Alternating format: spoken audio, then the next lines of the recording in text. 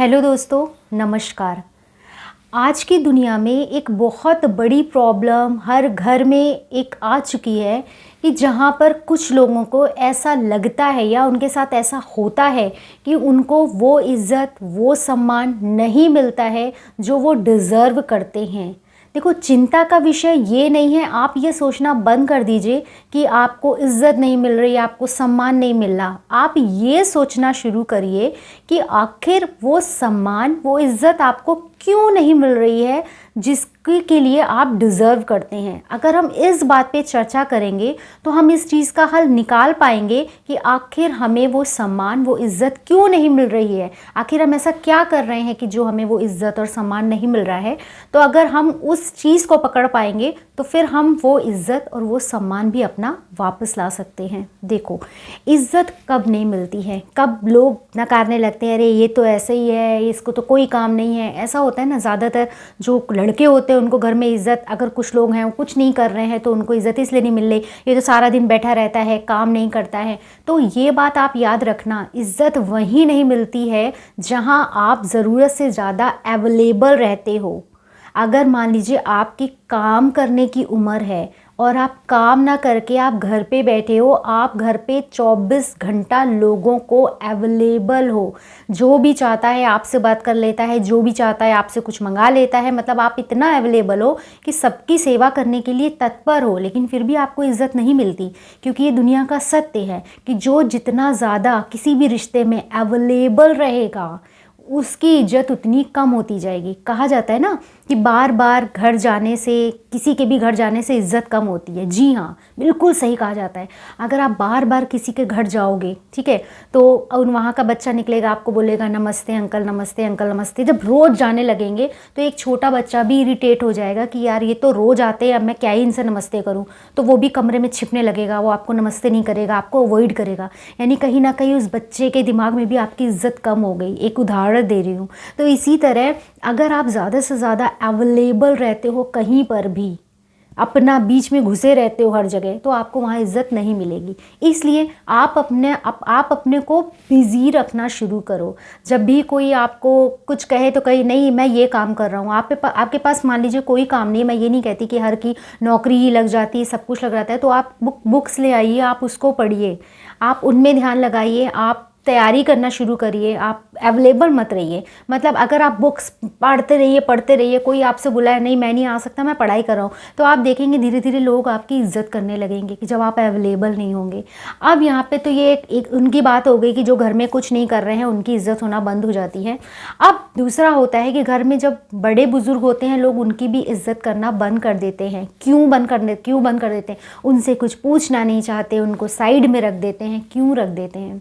मैं उनसे ये कहना चाहती हूँ कि एक जो कहा गया है ना कि जनरेशन गैप, वो होता है।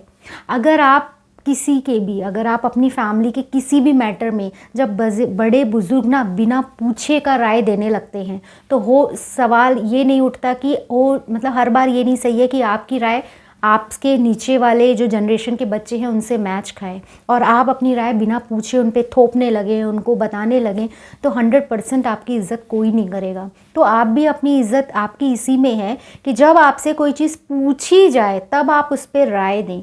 अगर मान लीजिए आपके घर में बहू और बेटा के बीच में बात हो रही है तो उन दोनों के बीच में बिल्कुल भी ना बोलें।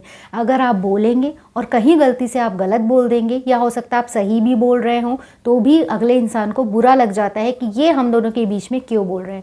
तो अगर बड़े बूढ़ों को इज्जत चाहिए तो अब यही है, आज का ज़माना यही है कि आप ज़्यादा से ज़्यादा चुप रहिए, आप अपना काम करते रहिए जैसे, और अपना काम खुद करने की कोशिश करिए। मैं ये नहीं कह रही कि कोई बूढ़ा है तो खाना बनाए जाके, ये सब नहीं। मतलब अपने जो निजी काम होते हैं वो आप खुद करिए, ज़्यादा किसी को ऑर्डर मत दीजिए घर में, और ज़्यादा किसी के विचारों के बीच में मत कूदिए जब तक आपसे पूछा ना जाए।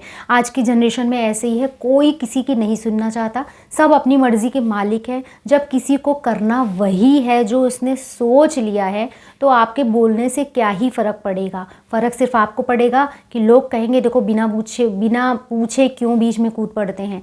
तो आप लोग के लिए यही सही है कि आप लोग अपना मस्त रहो, अपना बुक पढ़ो, अपना आस्था चैनल पे कुछ देखो, खामोश रहो, और जब आपसे राय ली जाए तब आप अपनी राय दो, और अपने नियम कानून किसी के ऊपर लादने की कोशिश मत करो, क्योंकि अगर ये करोगे तो आपको इज़्ज़त कोई नहीं देगा। ठीक है, ये दूसरा हो गया। अब तीसरा हो गया, घर की जो लेडीज़ होती हैं वो सब कुछ अपना निछावर कर देती हैं, इतना काम करती हैं, इतना काम करती हैं, मतलब वो इतने अच्छे से घर को मेंटेन करने लगती हैं कि लोगों को इस बात का एहसास भी नहीं होता कि जो इतना काम अच्छे से मेंटेन कर रहा है उसके पीछे कितनी मेहनत लगी हुई है। वो काम तो लोगों को मतलब काम ही नहीं दिखता, एटलीस्ट उनको लगता है इसमें क्या ही काम है।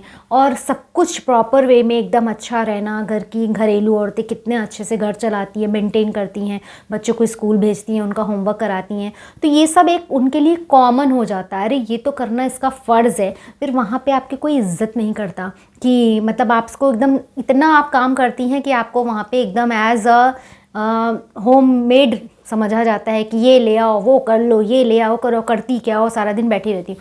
तो वहाँ पे आपके लिए ये ज़रूरी है कि कुछ दिन के लिए आप उन कामों से ब्रेक ले लो। ब्रेक ले लो मतलब 1-2 दिन के लिए आपका अगर कोई अच्छा संबंधी है तो वहाँ चले जाओ। जब आप 2-3 दिन के लिए ऐसे जाओगे ना, और कामों में जब दिक्कतें आएंगी कि भाई अब ये काम हो नहीं रहा, उसके बिना तो ये नहीं हो रहा, वो नहीं हो रहा, तब लोगों की समझ में आएगा कि वो कितना इम्पॉर्टेंट थी इस फैमिली के लिए। नहीं है आज तो काम नहीं हो रहा है। तो कभी ना कभी दोस्तों अपनी इम्पोर्टेंस दिखानी पड़ती है। जब आपकी इम्पोर्टेंस सब लोग समझना बंद कर दें तो उस जगह पे आपको खुद खड़े होकर अपनी इम्पोर्टेंस दिखानी है। कुछ दिन के लिए वहाँ से चले जाओ, 2-3 दिन के लिए छुट्टी मार लो, नहीं करना काम, हमें अपनी लाइफ जीनी है, नहीं करना, आप चले जाओ, सब कुछ उधर ही छोड़ दो। देखो कैसे होता है, जब वो मैनेज करने में उनको कठिनाइयाँ आएंगी ना, फिर जब आप कभी ऐसा बोलोगे मैं वहाँ जान, तब आपको लगा अरे नहीं नहीं, तुम्हारे बिना तो सारा काम रुक जाता है, तुम नहीं जाओगी। तो तब आप अपनी इज्जत पाएंगे कि हाँ आपके काम की वैल्यू ऐसे रोज़ रोज़ कर देने से, बिना किसी के कहे अपना ड्यूटी निभा देने से, निभाते रहने से लोगों को लगने लगता है ये सब तो हलवा है और ये सब तो बड़े आराम से हो रहा है और कोई ज़रूरत नहीं, करती क्या है। तो इसलिए अपनी इम्पोर्टेंस दिखाने के लिए ये ज़रूरी हो जाता है कि बीच बीच में आप ऐसा करें। अपनी इम्पोर्टेंस अगर आपको कोई नहीं दे रहा है तो आप खुद की इम्पोर्टेंस शो करें, ऐसा करना पड़ता है आज की लाइफ में। तो ये जो 3 चीज़ें मैंने आपको बताई है, हर एक एज ग्रुप के लिए बताई है, जिनको कहाँ इज़्ज़त नहीं मिलती है। तो अगर आप ये करके देखिए तो कहीं ना कहीं आपके जो रिलेशंस हैं उसमें भी सुधार आएगा और आपको वो मान सम्मान भी वापस मिल जाएगा जो बड़े दिनों से, बहुत दिनों से आपने अपने घर में रहते हुए भी खो दिए हैं। होप सो कि ये वीडियो लोगों को थोड़ा सा दिमाग सोचेगा कि हाँ ये सच बात है और ये तथ्य एक फैक्ट है, ये कोई ऐसी स्टोरी नहीं है जो मैंने कहीं पढ़ी और बता दी। ये एक तजुर्बा है जो तजुर्बे से बताया जा रहा है कि ऐसा होता है, ऐसा होता आ रहा है, ऐसा होता है, ऐसा होने लगा है। तो एक बार आप ऐसा करके देखिए, आपके रिलेशंस में और आपकी इज़्ज़त मान सम्मान मिलने में बहुत फ़र्क आएगा। और हाँ, सबसे बड़ी बात, ज़्यादा बोलिए मत, ज़्यादा बोलना, थोड़ा कम बोलना चालू करिए। कम बोलने वालों की इज़्ज़त ज़्यादा होती है रेदर देन कि जो ज़्यादा बोलता है, चक चक करता है, उसकी बातों पे कोई ध्यान नहीं देता। जो कम बोलता है, कभी कभी बोलता है, उसकी बातों में वज़न ज़्यादा लोग समझते हैं और उसको सुनते हैं। तो ये सब भी चीज़ें हैं अपनी इज़्ज़त वापस पाने के लिए, अपना मान सम्मान। तो होप सो कि कहीं ना कहीं आपको लिंक कर पा रहा होगा, रिलेटेबल है, जो रिलेट कर पा रहा है। तो अगर वीडियो आपको मतलब अच्छा लग रहा है, आपको मेरी बातें पसंद आ रही हैं तो लाइक कर दीजिएगा और चैनल पर नए हैं तो सब्सक्राइब कर दीजिएगा। तो मिलते हैं नेक्स्ट वीडियो में कुछ ऐसी ही समस्याओं का निवारण लेकर के। धन्यवाद।